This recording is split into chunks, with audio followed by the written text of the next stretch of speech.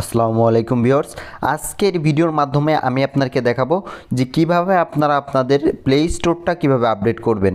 অর্থাৎ আগে কিন্তু প্লে স্টোরটা আপডেট করা যেত না, প্লে স্টোরে আপডেট করার কোনো সিস্টেম ছিল না। তো এখন বর্তমানে প্লে স্টোরেই আপডেট করার নতুন একটা অপশন এসেছে, যেটা নতুন আপডেট। তো এটা কিভাবে আপনারা প্লে স্টোরটায় আপডেট করতে পারেন আপনার ফোন দিয়ে, এই জিনিসটা আজকে দেখাবো। আগে কিন্তু সিস্টেম ছিল, কিন্তু আপনারা বুঝতেন না যে আপনাদের প্লে স্টোরটা আপডেট হয়েছে কি হয় নাই। তো ভিউয়ার্স, আজকের ভিডিওর মাধ্যমে আমি এই জিনিসটাই দেখাবো আপনাদেরকে, কিভাবে আপনারা আপনাদের প্লে স্টোরটা খুব সহজেই আপডেট করে নিতে পারবেন। তো ভিউয়ার্স, যে না করে চলুন ভিডিওটি শুরু করা যাক। তো ভিউয়ার্স, আপনারা আপনাদের প্লে স্টোরে চলে যাবেন সরাসরি। তো দেখেন, আমি আমার প্লে স্টোরটা এখানে ওপেন করলাম। তো প্লে স্টোরে আসার পর এখান থেকে আপনাদেরকে প্লে স্টোরটা আপডেট করতে হবে। তো প্লে স্টোরটা আপডেট করার জন্য সরাসরি আপনারা উপরে যে আইকন আছে, অর্থাৎ আপনাদের জিমেইলের যে আইকনটা, ঠিক এইখানে আপনারা ক্লিক করে দিবেন।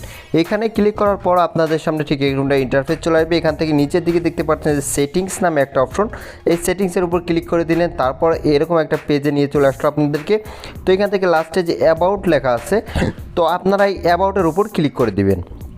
এরপরেই দেখতে পারবেন নিচের দিকে লেখা আছে যে আপডেট প্লে স্টোর, এই যে দেখতে পারতেছেন প্লে স্টোর ভার্সন, তারপর আপডেট প্লে স্টোর লেখা আছে।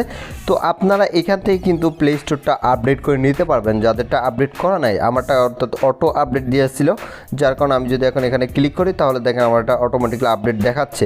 তো আপনারা এখান থেকে চাইলে যে আপনাদের যদি আপডেট না থাকে তাহলে আপডেট নিয়ে নিতে পারেন, কারণ এখন কিন্তু প্লে স্টোরটা আপডেট করে নিতে পারে। তারপরে কিন্তু এখানে লার্ন মোর লেখা আছে, আপনি এখান থেকে লার্ন মোরে গিয়ে এখান থেকে আরও ডিটেলস পেয়ে যাবেন যে প্লে স্টোরে কী কী নতুন আপডেট আসছে আর কী কী আসছে না, আরও ডিটেলস এখান থেকে আপনারা পড়ে দেখে নিতে পারেন।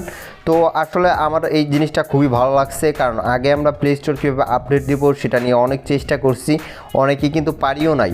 কারণ প্লে স্টোর নতুন আপডেট না দিলে অনেক অ্যাপস এখান থেকে আপনারা ডাউনলোড করতে পারেন না, ডাউনলোড করার সময় ডাউনলোড ফেল দেখায় বারবার।